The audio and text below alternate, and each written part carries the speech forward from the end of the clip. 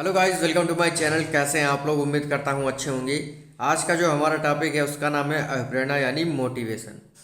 मैं हरप्रीत पटेल आपको पूरा चैप्टर अभिप्रेरणा का अर्थ, परिभाषा,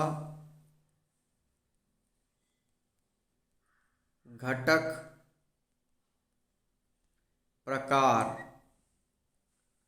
और सिद्धांत, इनके बारे में जो है ये जो आपके टॉपिक्स हैं अर्थ, परिभाषा, घटक, प्रकार, सिद्धांत, इस पर डिटेल से बात होगी। पूरा वीडियो जो है देखिएगा, बहुत ही महत्वपूर्ण है क्योंकि अभिप्रेरणा चैप्टर ऐसा है जिससे एग्जाम में 2 से 3 अंक आ सकते हैं और आप अगर डिटेल से नहीं पढ़ेंगे तो आप समझ नहीं पाएंगे। ठीक है। चैनल पर अगर आप पहली बार आए, चैनल सब्सक्राइब कर लीजिएगा और बेल आइकन को दबा दीजिएगा जिससे कि आपको नई वीडियोस की नोटिफिकेशन समय से मिलती रहे। ठीक है। मेरा नंबर है 78 49 88 0187। आप जो है मुझे मैसेज कर सकते हैं, ये व्हाट्सएप नंबर है, और नोट्स ले सकते हैं। नोट्स जो है आपके वो फ्री नहीं है। ठीक है, इस चीज़ को ध्यान रखिएगा। तो अगर आप पिछले वीडियो नहीं देखे हैं तो ज़रूर देखिएगा, डिस्क्रिप्शन में आपको प्लेलिस्ट का लिंक दे दिया जाएगा। ठीक है, तो आप समझ गए होंगे। और अभिप्रेरणा के बारे में अब शुरू करते हैं। देखिए, अभिप्रेरणा जो है ये अंग्रेजी भाषा का शब्द है मोटिवेशन। ठीक है, इंग्लिश वर्ड है मोटिवेशन, हिंदी वर्ड है अभिप्रेरणा। तो लिखा है अभिप्रेरणा का अंग्रेजी शब्द है मोटिवेशन। यह लैटिन भाषा के मोटिव शब्द से लिया गया है जिसका अर्थ होता है मूव या इंसाइट टू एक्शन, यानी क्या करना, काम के लिए तैयारी करना। ठीक है, इंसाइट टू एक्शन यानी क्रिया के लिए तैयार होना। तो अभिप्रेरणा ऐसी चीज होती है जो मरे हुए व्यक्ति को जो है जिंदा कर देती है, यानी होपफुल जिसके पास, यानी जिसके पास आशा नहीं होती है उसके अंदर आशा ला देती है। आप सोचते हैं कि मैं बाल विकास में जो है नंबर नहीं ला पाऊंगा, लेकिन जब मैं आपको अच्छे से पढ़ाता हूँ और आपको जो है प्रेरित करता हूँ तो आप सोचते हैं कि मैं बाल विकास में अच्छे अंक ले आऊँगा। तो अभिप्रेरणा जो है ये लैटिन भाषा के मोटिव शब्द से बना हुआ है जिसका अर्थ है मूव या इंसाइट टू एक्शन। इस पॉइंट को ध्यान रखिएगा, एग्जाम में पूछा जाता है कि अभिप्रेरणा जो शब्द है ये लैटिन भाषा के किस शब्द से लिया गया है, बना है मोटिव, MOTU, जिसका अर्थ होता है मूव या इंसाइट टू एक्शन। लिखा है अर्थात प्रेरणा एक ऐसी संक्रिया है जो जीव को क्रिया के प्रति उत्तेजित करती है या उकसाती है। ठीक है, इस चीज को ध्यान रखिएगा। मोटिवेशन क्या है, यानी मोटिवेशन व्यक्ति को कार्य करने के लिए प्रेरित करती है। तो ये अर्थ था, और इसमें सबसे मेन पॉइंट यही था कि मोटिव शब्द जो है लैटिन भाषा का है, इसका अर्थ होता है मूव या इंसाइट टू एक्शन। परिभाषाएं ऐसी हैं जिनको ट्रिक से याद करेंगे, एक एक परिभाषा आपको ट्रिक से याद हो जाएगी। लिखा है स्किनर। स्किनर आपके मैं बता दूं अमेरिका के निवासी थे। कहाँ के निवासी थे? अमेरिका के निवासी थे। ठीक है, और इन्होंने एक सिद्धांत दिया था जिसका नाम था क्रिया प्रसूत अनुबंधन सिद्धांत। और अपने सिद्धांत को सिद्ध करने के लिए इन्होंने चूहे पर प्रयोग किया और कबूतर पर प्रयोग किया। चूहे पर 1938 में और कबूतर पर 1943 में किया था। इनके सिद्धांत को RS थ्योरी के नाम से भी जाना जाता है। ठीक है, तो स्किनर कहते हैं अभिप्रेरणा अधिगम का सर्वोत्तम राजमार्ग है। स्किनर में क्या आ रहा है? स्किन क्या आ रहा है? स्किन माने क्या होता है? त्वचा। और रन माने क्या होता है? दौड़ना। देखिए, अगर हमारे पैरों की स्किन जो है अच्छी होगी तो हम राजमार्ग पर सर्वोत्तम तरीके से दौड़ पाएंगे या रन कर पाएंगे। इस तरीके से रिलेट करके इसको याद रखिएगा। ठीक है, अगली परिभाषा है आपके लिए, लिखा है गुड। देखिए, ये कहते हैं अभिप्रेरणा क्रिया को प्रारंभ करने, जारी रखने या नियमित रखने की प्रोसेस है। गुड़ जो आप खाते हैं ना, गुड़ जो होता है जो गन्ने से बनता है, तो मान लीजिए जब आप आलसी होते हैं लेकिन जब आप गुड़ खा लेते हैं तो आप क्रिया को प्रारंभ करने, जारी रखने और नियमित रख लेते हैं। इस तरीके से रिलेट करके इसको याद रखिएगा। तो गुड कहते हैं अभिप्रेरणा क्रिया को प्रारंभ करने, जारी रखने और नियमित रखने की प्रोसेस है। अगला प्रश्न वुडवर्थ। ये कहते हैं प्रेरणा व्यक्ति की वह दशा है जो उसे निश्चित व्यवहार करने के लिए निश्चित लक्ष्यों की ओर उत्तेजित करती है। ठीक है, वुडवर्थ क्या कहते हैं? प्रेरणा व्यक्ति की वह दशा है जो उसे निश्चित व्यवहार करने के लिए निश्चित लक्ष्यों की ओर उत्तेजित करती है। यशो आर थ्योरी जो है वुडवर्थ महोदय ने दिया था। ठीक है, अगली परिभाषा है फ्रेंच व क्रचफील्ड की। किसकी परिभाषा है? फ्रेंच व क्रचफील्ड की। ये कहते हैं अभिप्रेरणा हमारे क्यों का उत्तर देती है। ठीक है, देखिए फ्रेंच फ्राइज आपने खाया होगा और मान लीजिए अभिप्रेरणा जो है एक लड़की है। क्या है? लड़की है। ठीक है, एक क्रच एक लड़का है। क्या है? लड़का है। तो क्रच नाम के लड़के ने अभिप्रेरणा के फ्रेंच फ्राई क्यों खा लिए? इस तरीके से याद रखिएगा, जैसे आता है अभिप्रेरणा हमारे क्यों का उत्तर देती है, यानी फ्रेंच फ्राइज। ठीक है, फ्रेंच फ्राइज यानी फ्रेंच व क्रचफील्ड। अगला है फ्रेंडसन। फ्रेंडसन माने क्या होता है? फ्रेंड माने दोस्त, सन माने क्या होता है? लड़का। ठीक है, तो दोस्त का लड़का, इस तरीके से इसको ध्यान रखिएगा। फ्रेंडसन सीखने में सफल अनुभव अधिक सीखने की प्रेरणा देते हैं। अगर हमारे दोस्त का बेटा जो है अनुभवी होगा तो हम उससे अच्छी तरीके से सीख पाएंगे। तो याद रखिएगा इसको। अगला है मैकडोनाल्ड। मैकडोनाल्ड में बर्गर और पिज्ज़ा मिलता है। तो मैकडोनाल्ड का जब बर्गर और पिज्ज़ा खाते हैं, आगे देखते लिखा है मैकडोनाल्ड कहते हैं कि व्यक्ति के अंदर होने वाला ऊर्जा परिवर्तन ही अभिप्रेरणा है। तो मैकडोनाल्ड में जब हम बर्गर और पिज्ज़ा खाते हैं तो हमारे अंदर यानी व्यक्ति के अंदर क्या होता है? ऊर्जा परिवर्तन हो जाता है। ये कीवर्ड्स हैं, आपको ध्यान रखना है। अगला है परिभाषा हमारा मैकडूगल का। ये कहते हैं अभिप्रेरणा में शारीरिक व मनोवैज्ञानिक दशाएं हैं जो किसी कार्य करने के लिए व्यक्ति को प्रेरित करती हैं। ठीक है, इसमें सबसे महत्वपूर्ण परिभाषा जो है मैं आपको बता देता हूँ। पहली परिभाषा स्किनर की, दूसरी परिभाषा गुड की, ये बहुत ही महत्वपूर्ण है, और चौथी आपकी फ्रेंच व क्रचफील्ड और फ्रेंडसन। ये परिभाषाएं बहुत ही महत्वपूर्ण है। ये तो होता है आपका अभिप्रेरणा का अर्थ परिभाषा। अब जानेंगे अभिप्रेरणा के घटक। ठीक है, अभिप्रेरणा के 3 घटक होते हैं। एग्जाम में पूछेगा अभिप्रेरणा के कितने घटक होते हैं? 3 घटक होते हैं। कौन कौन से? आवश्यकता, अंतर्नोद प्रणोद या चालक, उद्दीपन या प्रोत्साहन, या इसे उद्दीपक भी कह सकते हैं। अभिप्रेरणा के कितने घटक हैं? आवश्यकता, चालक और प्रोत्साहन, उद्दीपन। चालक को हम प्रणोद और अंतर्नोद भी कहते हैं। आवश्यकता को इंग्लिश में नीड्स, अंतर्नोद प्रणोद या चालक को ड्राइव, और उद्दीपन या प्रोत्साहन को इंसेंटिव कहा जाता है। ठीक है, याद रखिएगा। देखिए आवश्यकता क्या होती है?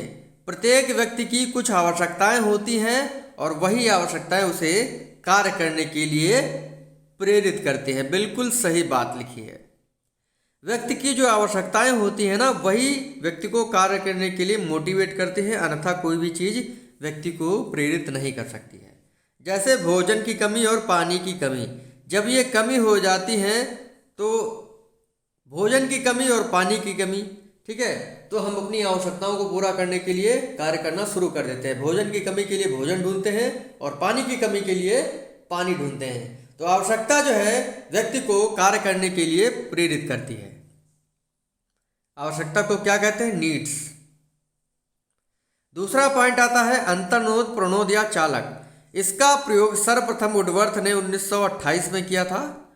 आवश्यकता की पूर्ति के लिए जो चीज बाध्य करे वही चालक होती है। ठीक है, आवश्यकता की पूर्ति के लिए जो चीज बाध्य करती है वही चालक होती है, जैसे भूख, प्यास और नींद। एग्जाम में पूछेगा कि चालक क्या है, तो भूख, प्यास, नींद जो है आपका चालक है, प्रणोद है और अंतर्नोद है। इसे ड्राइव कहते हैं इंग्लिश में। एग्जाम में पूछा जाएगा कि सर्वप्रथम चालक, प्रणोद या अंतर्नोद का प्रयोग किसने किया, तो वुडवर्थ महोदय ने किया था 1928 में। तीसरा पॉइंट है उद्दीपक या प्रोत्साहन या इंसेंटिव। उद्दीपक वह है जो आवश्यकता व चालक को संतुष्ट करता है। ठीक है, बिल्कुल सही। देखिए आवश्यकता क्या थी? भोजन की कमी। ड्राइव क्या था? भूख। ड्राइव क्या था? भूख था ना। और उद्दीपक में क्या मिल जाएगा? भोजन। ठीक है, भोजन की कमी थी। ठीक है, तो क्या हुआ? भूख लगी, मतलब भोजन की कमी ठीक है, ये आवश्यकता है। भूख क्या है? ड्राइव है। तो जब भूख लगेगी तो भोजन की कमी महसूस होगी, और भोजन की कमी को पूरा करने के लिए हम क्या करेंगे? भोजन के रूप में कुछ खा लेंगे। तो इस चीज़ को ध्यान रखिएगा। तो वही लिखा है, नीड, ड्राइव और इंसेंटिव मिल करके जो है मोटिवेशन बनाते हैं। ज़्यादा पॉइंट्स याद रखने की जरूरत नहीं है, क्योंकि समय आपके पास बिल्कुल नहीं है। अगला है अभिप्रेरणा के प्रकार। देखिए, अभिप्रेरणा के जो है निम्न प्रकार होते हैं। 2 प्रकार बताए गए हैं, आंतरिक अभिप्रेरणा और बाह्य अभिप्रेरणा। इसे सकारात्मक, मतलब देखिए जो आपका पॉजिटिव होता है ना, पॉजिटिव मोटिवेशन, उसे आंतरिक, सकारात्मक, प्राकृतिक, जन्मजात और प्राथमिक अभिप्रेरणा के नाम से जानते हैं। और आपका जो निगेटिव होता है उसे बाह्य, नकारात्मक, कृत्रिम, अर्जित, द्वितीयक और द्वितीयक अभिप्रेरणा के रूप में जानते हैं। तो इस चीज़ को ध्यान रखिएगा। अभिप्रेरणा के मूलतः 2 प्रकार होते हैं, सकारात्मक और नकारात्मक। सकारात्मक जो है जन्म से मिलती है और ये प्राथमिक होती है, और नकारात्मक द्वितीयक होती है। ठीक है, और ये बाह्य रूप से होती है, और आंतरिक जो है आपका सकारात्मक कहलाता है। अब देख लीजिए सकारात्मक अभिप्रेरणा क्या होती है। इसमें व्यक्ति के 14 संवेग और 14 मूल प्रवृत्तियों को, इच्छा शक्ति एवं संकल्प शक्ति आदि सभी को शामिल किया गया है। देखिए, जो जन्म से हमें मिलती है वो सकारात्मक अभिप्रेरणा है, जैसे भूख, प्यास, नींद, क्रोध, प्रेम, आश्चर्य, अधिकार। ठीक है, ये आपका क्या है? ये आपका सकारात्मक अभिप्रेरणा है। ठीक है, और इसमें संवेग भी जुड़ा हुआ है। 14 संवेग और 14 मूल प्रवृत्तियां भी जो है सकारात्मक अभिप्रेरणा कहलाती हैं। आपसे पूछेगा कि जन्मजात अभिप्रेरणा निम्न में से कौन है? तो भूख, प्यास, नींद। ठीक है, ये क्या है? आपकी जन्मजात अभिप्रेरणाएं हैं। अगला है बाह्य अभिप्रेरणा, यानी निगेटिव मोटिवेशन। इसमें सभी बाह्य कारक जैसे प्रोत्साहन, पदोन्नति, आर्थिक लाभ आदि की प्राप्ति से व्यक्ति संतोष एवं आनंद की अनुभूति करता है। यही कारक नकारात्मक अभिप्रेरणा है, जैसे पुरस्कार, दंड, लक्ष्य, प्रशंसा आदि। ठीक है, आपसे एग्जाम में पूछेगा कि बताएं निम्न में से जन्मजात अभिप्रेरणा है, तो आ जाएगा पुरस्कार, दंड, भूख और लक्ष्य। ठीक है, तो आप क्या बताएंगे? बताएं भाई, क्या बताएंगे? देखिए, जन्मजात अभिप्रेरणा जो हमें जन्म से मिलती है, ठीक है, और जैसे भूख है, देखिए भूख तो आपका 3rd वाला ऑप्शन सही होगा। इस प्रकार से एग्जाम में प्रश्न बनता है, इस चीज़ को ध्यान रखिएगा। देखिए, अब जो है ये तो नॉर्मल सी बात थी कि अभिप्रेरणा जो है 2 प्रकार की होती है, सकारात्मक और नकारात्मक। लेकिन अब हम लोग मनोवैज्ञानिक क्या कहते हैं इस विषय में, उसके बारे में भी जानते हैं। अब्राहम मास्लो कहते हैं कि अभिप्रेरणा 2 प्रकार की होती है, जन्मजात अभिप्रेरणा और अर्जित अभिप्रेरणा। जो प्रकार में उदाहरण बताए गए हैं पहले वाले वही हैं। जन्मजात में भूख, प्यास, नींद, अर्जित में दंड, पुरस्कार, प्रशंसा। थॉमसन कहते हैं स्वाभाविक अभिप्रेरणा और कृत्रिम अभिप्रेरणा के 2 प्रकार बताए हैं।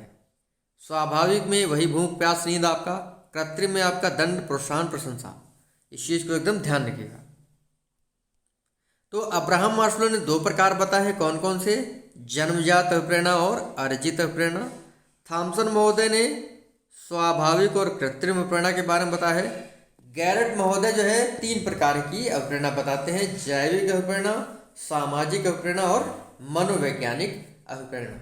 एग्जाम में सबसे ज़्यादा बार पूछा जाता है कि गैरेट ने अभिप्रेरणा के कितने प्रकार बताए हैं, तो 3 प्रकार बताए हैं, जैविक अभिप्रेरणा, सामाजिक अभिप्रेरणा और मनोवैज्ञानिक अभिप्रेरणा। तो ये थे प्रकार। अब देखते हैं अभिप्रेरणा के सिद्धांत। बहुत सारे सिद्धांत हैं और बहुत ही महत्वपूर्ण है, आपको याद रखना है। देखिए, पहला सिद्धांत है मनोविश्लेषण सिद्धांत। ये दिया था सिगमंड फ्राइड ने। देखिए, मन का विश्लेषण हो गया, यानी मन फ्राई हो गया, इस तरीके से इसको याद रखिएगा। मूल प्रवृत्ति का सिद्धांत सभी को पता है, मैकडूगल। 14 संवेग और 14 मूल प्रवृत्तियां बताई हैं, मैकडूगल ने। एग्जाम में काफी बार पूछा गया है। आवश्यकता का सिद्धांत किसने दिया है? Abraham Maslow. अब हमें देखिए, अब्राहम में क्या आ रहा है? अब, और हम में हमें, मास्लो को मान लीजिए मसाले। अब हमें मसाले की आवश्यकता है, इस तरीके से याद रखिएगा। अब हमें आवश्यकता को मांग का सिद्धांत भी कहते हैं, तो कह सकते हैं अब हमें मसाले की मांग है। तो आवश्यकता का सिद्धांत आ जाए तो याद रखिएगा, हमें मसाले की जरूरत है अब, यानी अब्राहम मास्लो। अगला है शारीरिक गति सिद्धांत। इससे जुड़े हुए शेल्डन, रदरफोर्ड और विलियम जेम्स। ज़्यादा महत्वपूर्ण नहीं है। तीसरा वाला मतलब अगला पॉइंट देखिए, पहला, दूसरा, तीसरा, चौथा वाला महत्वपूर्ण नहीं है। पांचवा जो है आपको याद रखना है प्रणोद का सिद्धांत। ये दिया है सीएल हल, जिसमें बल होगा वही हल चलाएगा, प्रणोद का सिद्धांत। ठीक है, इसे पुनर्बलन का सिद्धांत भी कहते हैं। ठीक है, इस चीज को ध्यान रखिएगा, प्रणोद का सिद्धांत। ठीक है, इसे चालक न्यूनता का सिद्धांत भी कहा जाता है। ठीक है, जिसके अंदर पुनर्बलन यानी जिसके अंदर बल होगा यानी वही हल चलाएगा। प्रणोद को मान लीजिए प्रमोद, प्रमोद और सीएल मतलब कल, प्रमोद कल हल चलाएगा। उपलब्धि का सिद्धांत मैकलीलैंड। ठीक है, जब लैंड प्राप्त हो गई मैक को, तो मतलब उपलब्धि के रूप में मैक को लैंड प्राप्त हुई, इस तरीके से याद रखिएगा। अगला है स्वास्थ्य का सिद्धांत हर्जबर्ग।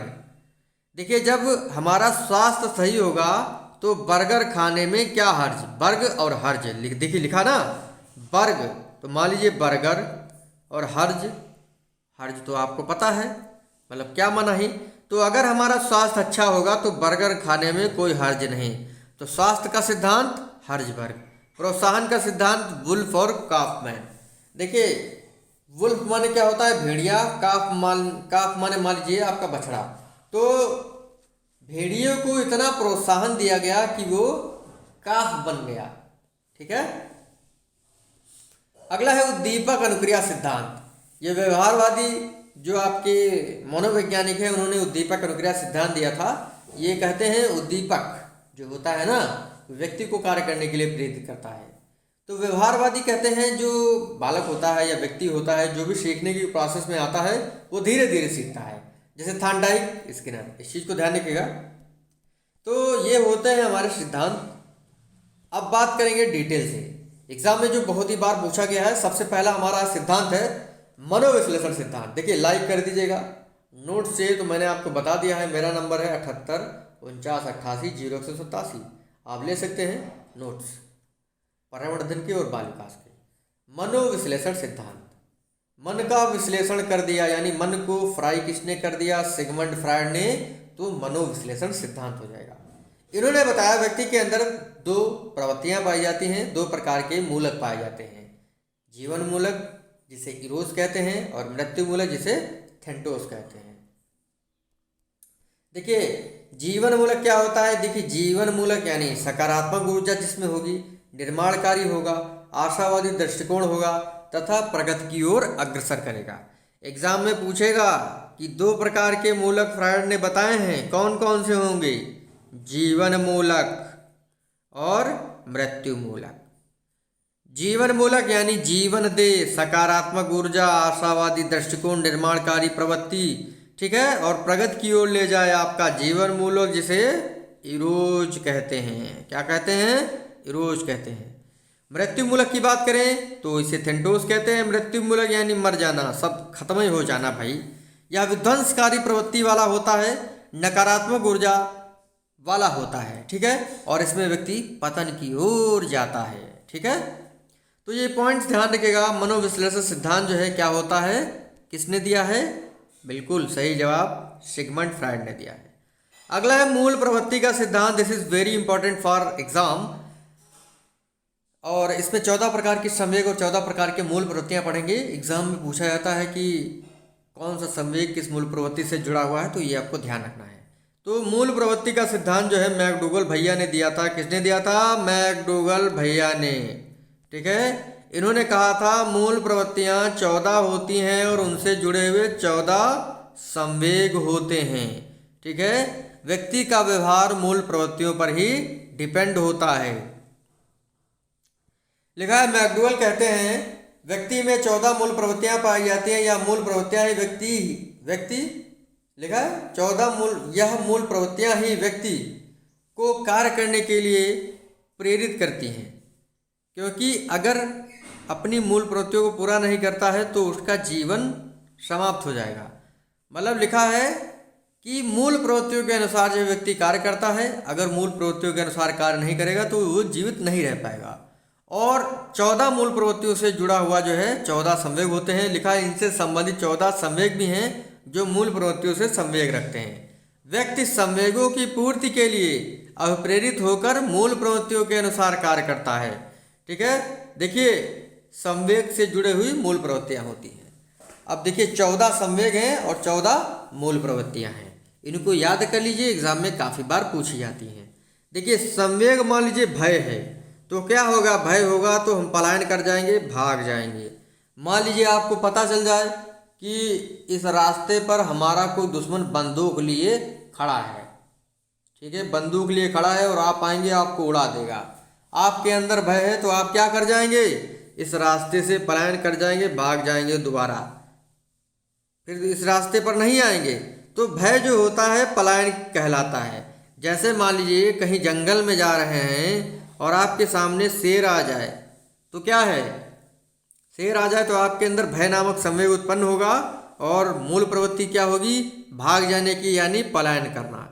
क्रोध, क्रोध अगर होगा या ना, तो क्रोध संवेग होगा तो युत्सा यानी युद्ध करने की इच्छा होगा।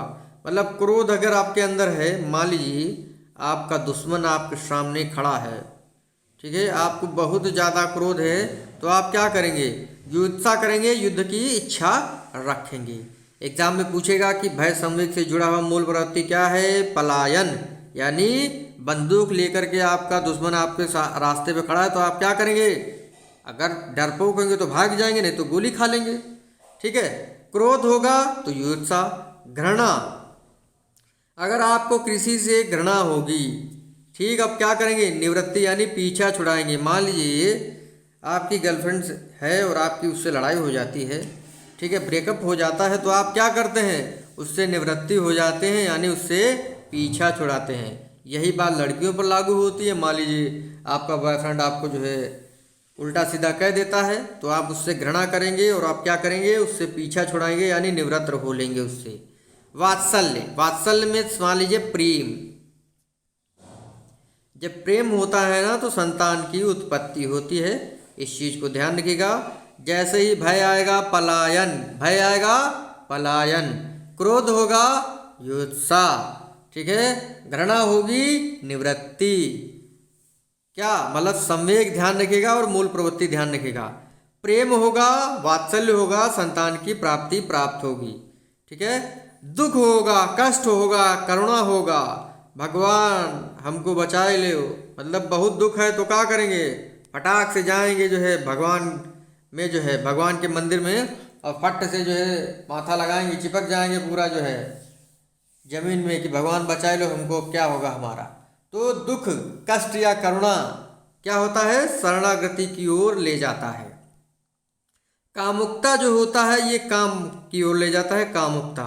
अगर आपके अंदर सेक्सुअलिटी भरी पड़ी है ना, ठीक है, सेक्सुअलिटी जो है वो आपके अंदर भरी है, तो आप सेक्स की ओर भागेंगे, यानी काम की ओर भागेंगे। अगला है आश्चर्य। अगर आपने सुन लिया कि हमारे गांव में एक बहुत बड़ी जेसीबी चल रही है, तो बहुत सारे लोगों के लिए आश्चर्य ही है। ठीक है, मान लीजिए ताजमहल है, एक आश्चर्य है, तो आप क्या करेंगे, आपके अंदर जिज्ञासा होगी, कहा चले देखिए, चले भैया कैसो बनो है आश्चर्य। ठीक है, तो आश्चर्य जब आपके दिमाग में या आसपास घूमता है तो जिज्ञासा नामक मूल प्रवृत्ति आती है। आत्महीनता, दया करना। ठीक है, जब आप अपने आप को आत्महीन सोचते हैं तो सोचते हैं काश कोई हम पर दया कर दे। आत्महीन सोचते हैं आप गरीब हैं, फटे पुराने कपड़े पहनते हैं, तो आप सोचते हैं भगवान जो है दया कर दो, जो है। तो आत्महीनता जो है दैन्य यानी दया करना। आत्म स्वाभिमान और आत्म गौरव, इस चीज को भी ध्यान रखिएगा। ठीक है, आत्म स्वाभिमान और आत्म गौरव। अगला होता है एकाकीपन। एकाकीपन है, अगर आप अकेले होते हैं ना तो आप क्या करेंगे, समूह की ओर भागेंगे। मान लीजिए आप कहीं पढ़ने जाते हैं या आप अपने घर पे हैं, तो आप क्या करेंगे, अपने दोस्तों को ढूंढेंगे और समूह बनाएंगे और भाग जाएंगे कहीं मैच खेलने के लिए। यही होता है। पहले जब मैं छोटा था तो यही होता था कि घर में अगर पढ़ रहा हूँ और बोर हो जाता था, तो क्या मोहल्ले के लड़कों को बुला लिया, भाई लोगों को, कहते चलो खेलने चलते हैं। तो जब एकाकीपन होता है तो समूह। भूख होगा तो भोजन ढूंढेंगे। ठीक है, इस चीज़ को ध्यान रखिएगा, इसके बारे में बताने की जरूरत नहीं है। स्वामित्व अधिकार, अगर आपको पता चल जाए कि हमारे घर के पास में जो कलुआ है उसने जो हमारी ज़मीन हड़प रखी है, वो हमारी ज़मीन है तो आप क्या करेंगे, अरे यार स्वामित्व है, अधिकार है, तो क्या करेंगे, उस पर संग्रहण कर लेंगे। अगला आ जाता है कृतिभाव और रचनात्मकता। यानी आपके अंदर क्या है, काम करने की प्रवृत्ति है, कृतिभाव है, ठीक है, मतलब करना, लिखना पढ़ना, ठीक है, किसी काम को करना, तो आपके अंदर रचनात्मकता है। अमोद, अमोद जो है हास्य होता है, अमोद से जुड़ा हुआ हास्य होता है, तो इस चीज़ को ध्यान रखिएगा। संवेग से जुड़े हुई मूल प्रवृत्तियाँ होती हैं, 14 प्रकार के संवेग और 14 प्रकार की मूल प्रवृत्तियाँ मैकडूगल दद्दा ने बताई हैं। अगला है क्षेत्रीय सिद्धांत, फील्ड थ्योरी। इसको देखिए मैंने काफ़ी बार बताया है कि जो क्षेत्र के अनुसार स्थान विज्ञान के आधार पर ये सिद्धांत काम करता है, और कोई भी स्थान होता है वो व्यक्ति को कार्य करने के लिए प्रेरित करता है। अब जैसे दरुआ शराबियों के पास पहुंच जाएंगे तो क्या है, शराबियों के समूह में पहुंच जाएंगे तो शराब पीने के लिए प्रेरित करेगा।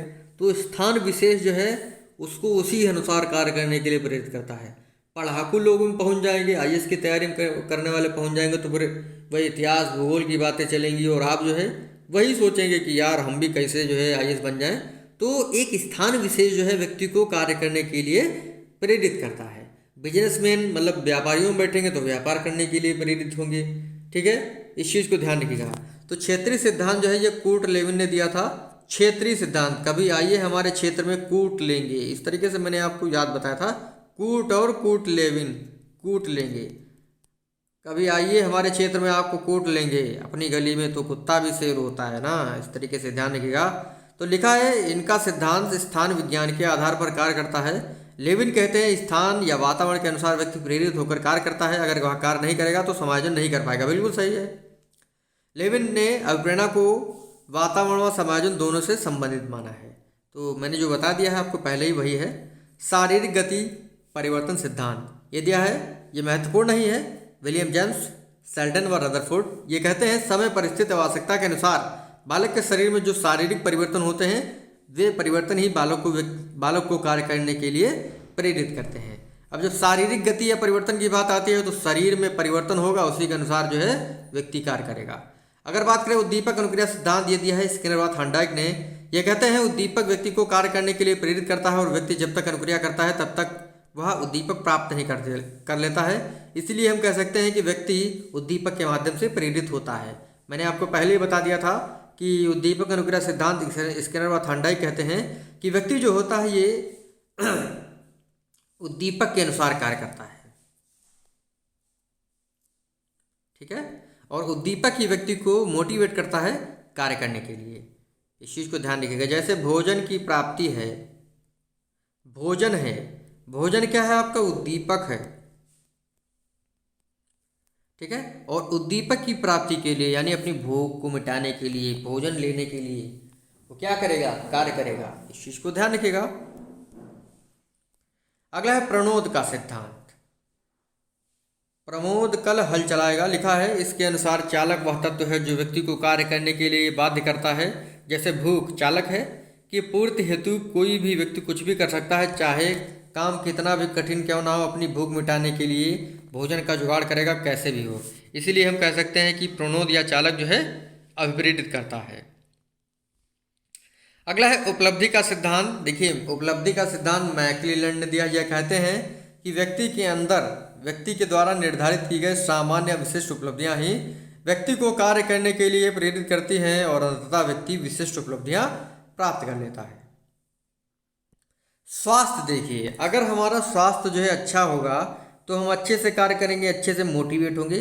लेकिन हमारा अगर शारीरिक और मानसिक विकास या शारीरिक और मानसिक जो है असमानता है, शारीरिक व मानसिक रूप से स्वस्थ नहीं है तो हम कार्य नहीं कर पाएंगे। तो वही है स्वास्थ्य का सिद्धांत ये दिया हर्जबर्ग। ये कहते हैं यदि बालक शारीरिक मानसिक रूप से स्वस्थ है तो बालक रुचि के साथ कार्य करता है, परंतु अगर वह अस्वस्थ होगा तो कार्य नहीं करेगा। अतः कह सकते हैं अच्छा स्वास्थ्य बालक को कार्य करने के लिए प्रेरित करता है। तो स्वास्थ्य का सिद्धांत किसने दिया? हर्जबर्ग। स्वास्थ्य अच्छा है तो बर्गर खाने में क्या हर्ज है, इस तरीके से याद रखिएगा। अगला है प्रोत्साहन का सिद्धांत। देखिए प्रतिपादक हैं वुल्फ एवं काफमैन। हमने आपको बताया था कि भेड़िए को इतना प्रोत्साहित किया कि वो काफ बन गया। लिखा है जब बालक स्वयं प्रेरित होता है तो वह सकारात्मक प्रोत्साहन कहलाता है और जब वह दूसरे के द्वारा प्रोत्साहित किया जाता है तो नकारात्मक प्रोत्साहन किया जाता है। इस चीज़ को ध्यान रखिएगा। तो बालक जो होता है वो प्रोत्साहित होकर के कार्य करता है। अगर वो प्रोत्साहित होगा ना तो वो कार्य करने के लिए मोटिवेट होगा। ठीक है, अगला है और अंतिम ये सिद्धांत है हमारे इस वीडियो का, मतलब ये हमारा अंतिम पावदान है जिंदगी का। अभिप्रेरणा जो पाठ है, अभिप्रेरणा पाठ की जिंदगी का अंतिम पावदान, क्या नाम है इसका? आवश्यकता का सिद्धांत, जो दिया था अब्राहम मास्लो ने। इन्होंने 5 प्रकार की आवश्यकताएं बताई हैं जो कि आपको एकदम रट लेनी है, रट्टू तोते की तरीके से। अगर नहीं याद करेंगे तो आप एग्जाम में गलत करके आएंगे। पहली आवश्यकता शारीरिक आवश्यकता, दूसरी सुरक्षा की आवश्यकता, तीसरी स्नेह या संबद्धता की आवश्यकता, चौथी सम्मान पाने की आवश्यकता, पांचवी आत्मसिद्धि की आवश्यकता। ये निम्न स्तर की होती है और आत्मसिद्धि की आवश्यकता उच्च स्तर की होती है। ये कहते हैं जो व्यक्ति होता है 5 प्रकार की आवश्यकता या मांग अपने अंदर रखता है और इन्हीं आवश्यकताओं को पूर्ति करने के लिए वो कार्य करता है। जैसे शारीरिक आवश्यकता, ठीक है, जब हमारे शरीर की आवश्यकता है भूख, प्यास, कपड़ा, मकान। भूख प्यास जो हो जाएगा, ये शरीर से जुड़ा हुआ जो भी आवश्यकता है, जब वो व्यक्ति पूरा कर लेता है तो वो सुरक्षा की आवश्यकता की ओर जाता है, अपना घर बनवाता है। ठीक है, फिर उसके बाद स्नेह या संबद्धता की आवश्यकता। तो देखिए पहले तो उसने अपनी शारीरिक आवश्यकता पूरी कर ली, फिर अपने आप को सुरक्षित कर लिया घर बना करके। फिर उसके बाद तीसरा आता है कि आपको अब उसे स्नेह चाहिए, समाज में जुड़ना चाहिए, तो वो आस पड़ोस अपने लोगों से जुड़ता है। ठीक है, फिर चौथा पॉइंट आ जाता है सम्मान पाने की आवश्यकता। ठीक है, प्रेम तो पा लिया, अब समाज में सम्मान पाने की आवश्यकता उसकी होती है, तो सम्मान पाने के लिए वो कार्य करता है।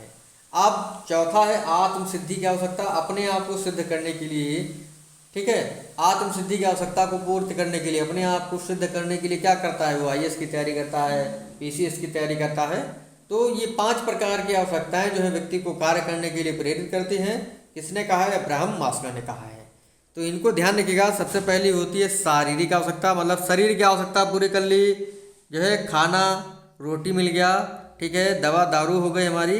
उसके बाद आता है अब तो हमारा शरीर एकदम जो है स्वस्थ है, अपने शरीर को कैद करने के लिए, सुरक्षित करने के लिए घर बनवाएंगे। ठीक है, घर तो बनवा लिया, अब घर के बाहर निकलेंगे तो लोगों से जुड़ेंगे, क्या करेंगे? स्नेह व संबद्ध होंगे लोगों से, समाज में। फिर चौथा था हमारा सम्मान पाने की आवश्यकता। स्नेह पा लिया, अब सम्मान पाने की आवश्यकता होती है, तो सम्मान जिस हिसाब से मिलेगा उसी हिसाब से हम कार्य करेंगे। फिर पांचवा आता है आत्मसिद्धि की आवश्यकता। खुद को सिद्ध करना है तो अच्छे से तैयारी करिए और IAS बनिए, टीचर बनिए। ठीक है, तभी आपको जो है लोग पूछेंगे। तो वही लिखा है, मास्लो को मानना है कि आवश्यकता वह तत्व है जो व्यक्ति को कार्य करने के लिए प्रेरित करता है, क्योंकि अपनी आवश्यकता की पूर्ति के लिए व्यक्ति कार्य करना चाहता है। 5 प्रकार की आवश्यकताएं बताई हैं, मैंने आपको बता दिया है, इस चीज़ को ध्यान रखिएगा। ठीक है, आपके लिए एक प्रश्न है, 5 प्रकार की आवश्यकताएं बताई हैं किसने? अब्राहम मास्लो ने। अब हमें मसाले की आवश्यकता है। कौन कौन सी आवश्यकता? शारीरिक सुरक्षा की आवश्यकता, स्नेह संबद्धता की आवश्यकता, सम्मान पाने की आवश्यकता और आत्मसिद्धि की आवश्यकता। तो आई थिंक आपको ये समझ में आ गया होगा और आप जो है अब इसमें कोई भी कन्फ्यूजन नहीं होगा। ठीक है, अब आप कमेंट करके बताइए कि गैरेट ने प्रेरणा के कितने प्रकार बताए थे। कमेंट करके बताना है कितने प्रकार बताए थे। तो ये हमारा जो छोटा सा टॉपिक था यहीं पर समाप्त हुआ। रट लीजिएगा नोट्स लेने के लिए 78 49 88 0187 पर मैसेज करिएगा, आपको हैंड रिटन नोट्स मिल जाएंगे। ठीक है, कम समय में तैयारी करने के लिए जो है नोट्स बहुत ही पर्याप्त हैं। MCQs, थ्योरी, मॉक टेस्ट आपको मिल जाएंगे। ठीक है, मनोवैज्ञानिकों की सीरीज अलग है, परिभाषाओं की सीरीज अलग है। ठीक है, तो मिलेंगे आपसे अगली वीडियो में, तब तक के लिए जय हिंद, जय भारत।